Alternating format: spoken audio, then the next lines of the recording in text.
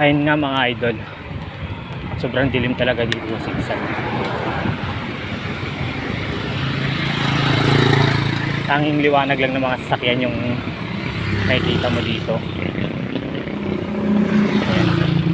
Kung wala tayong makakasalubong, madilim, tanging mga motor lang yung maririnig mong ingay dito sa Sigsag mga idol. Ayan. So sa mga ganitong senaryo, kailangan may kasamang dasal. Ayun ang mga puno. So ahon na tayo sa pangalawang ahon mga idol. Ayan. Chill lang tayo. Nakakatakot.